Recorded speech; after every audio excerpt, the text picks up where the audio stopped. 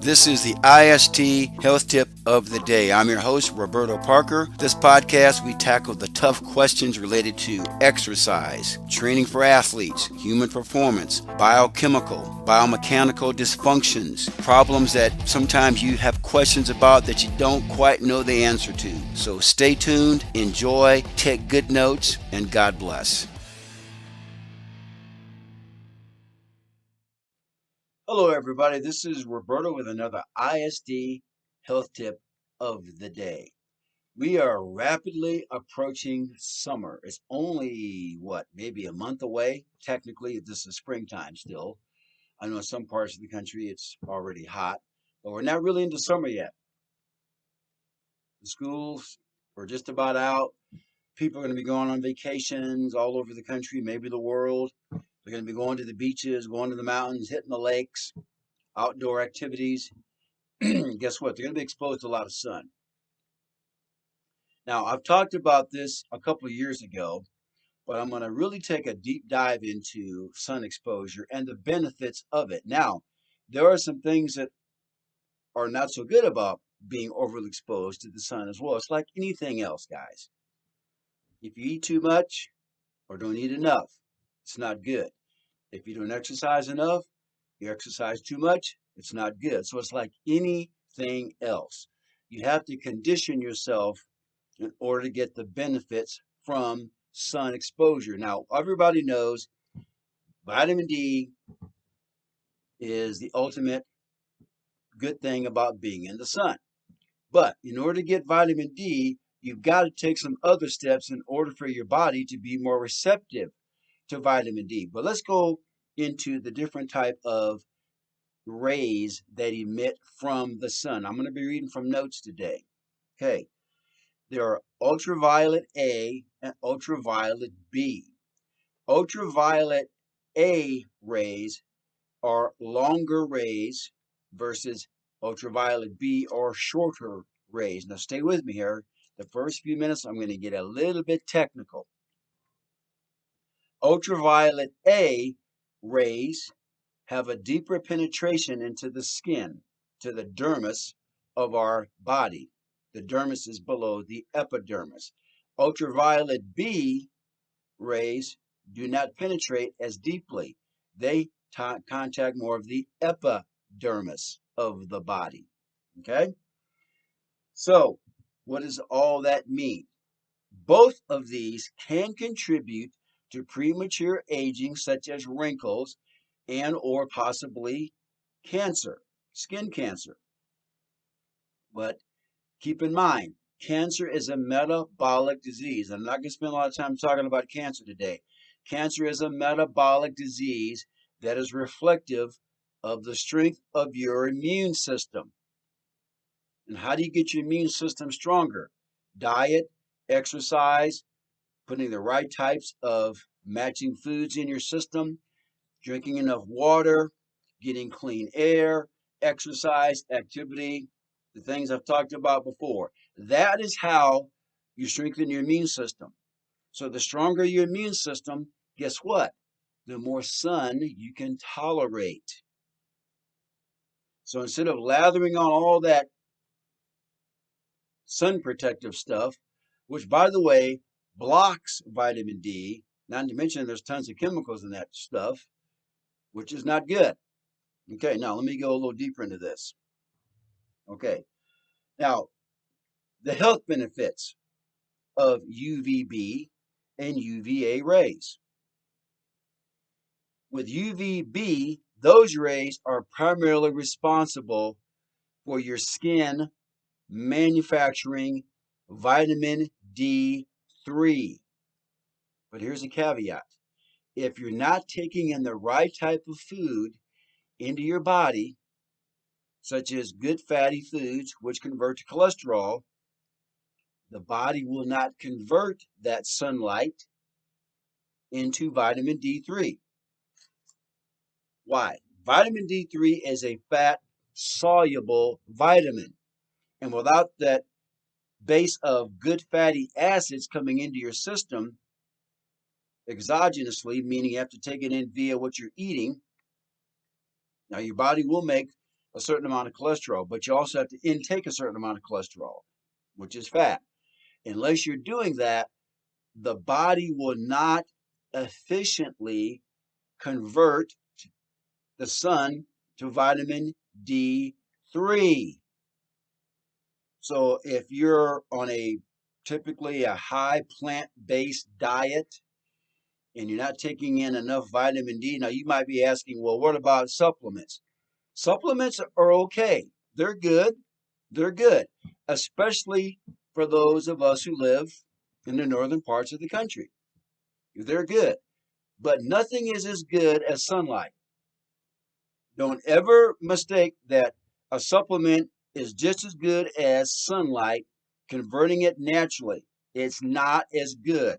Vitamin D supplementation is a good choice, yes, but other things must fall into place, such as you taking in efficient sources of good fat and cholesterol exogenously. Let me move on here.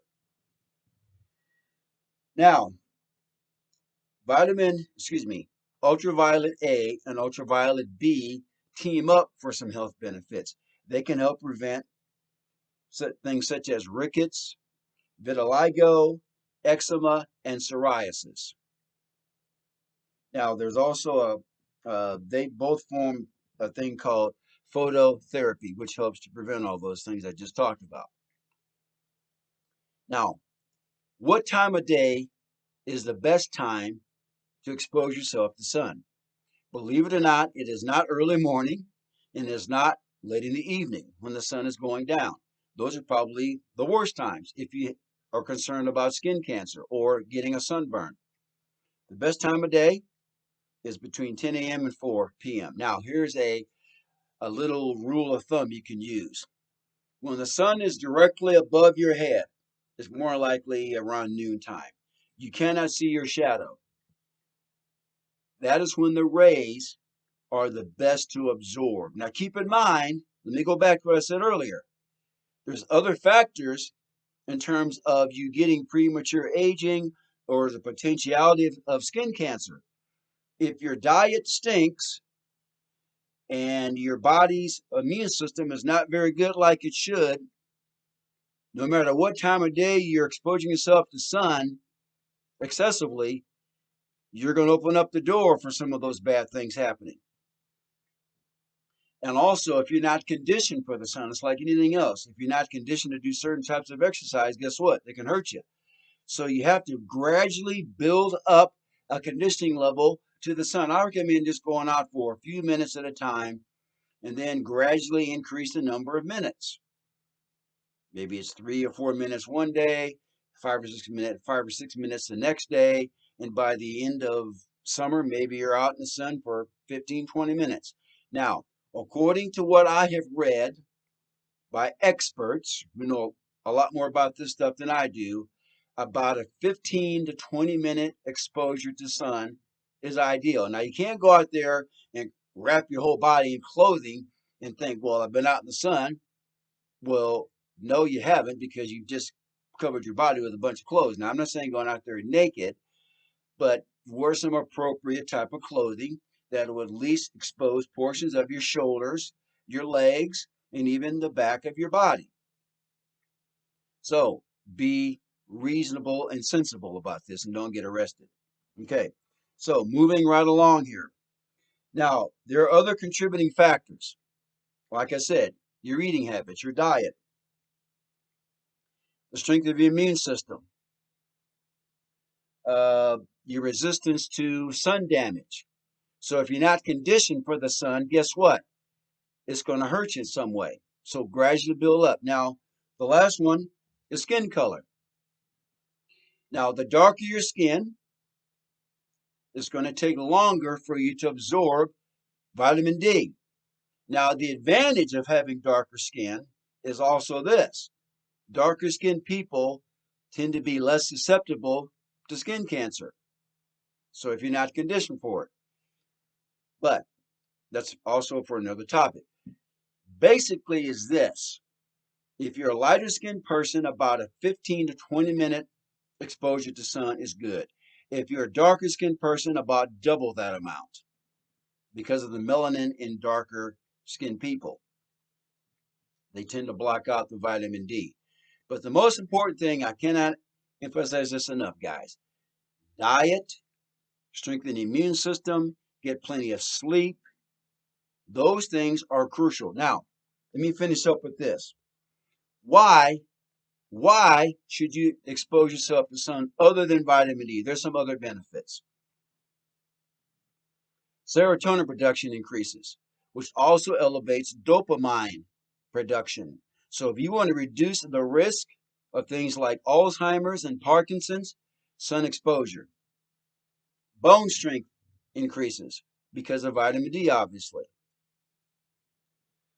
Now, when you get into the sun every day, that sets your circadian rhythm for the day.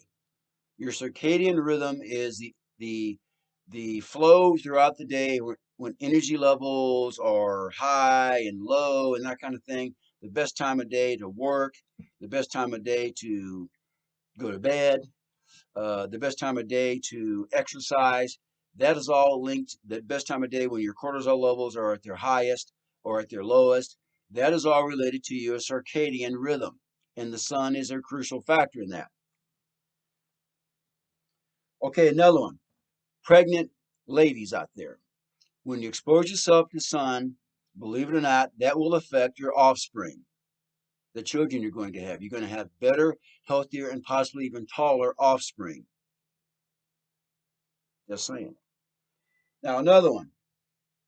You reduce the severity of autoimmune disorders. In other words, get your immune system stronger. The stronger your immune system, you're going to reduce the possibility of having autoimmune disorders, such as multiple sclerosis, those types of things. It will help you reduce your blood pressure. So if you have any sort of issues with high blood pressure, or which is also could be linked to heart disease, the sun will help to reduce the potentiality of that. Now, this was a fairly long one today, guys. I do these things because I really enjoy doing it, and I'm out there. I'm here to try to help you out there to learn more about certain things that people have questions about. There's a lot of misnomers and misconceptions about sun exposure. I realize that cancer is a very powerful term that scares the heck out of a lot of people. I've had cancer in my family, so I know what it's like. I don't think there's a family in the entire industrial world who has not had some experience with cancer somehow, some way within their family. But the best guard against cancer, and I can't emphasize this enough, is to strengthen your immune system. And the best way to do that is not slap on a bunch of sun lathering sunscreen, but it's your diet, it's conditioning yourself for the sun, it's fresh air, it's plenty of sleep, it's exercise. I know I sound like a broken record, guys, but it is so, so, so true. Now, just don't take my word for everything I've said today. I'm listing some references from very credible sources. Check them out. I just don't pull this stuff out of my backside, guys. I reference, I read, I listen to people, I watch people who are very credible practitioners in the area of health, fitness, sports training, etc. So, hope you've learned something today. Take care. God bless. This has been another IST health tip of the day. Bye-bye.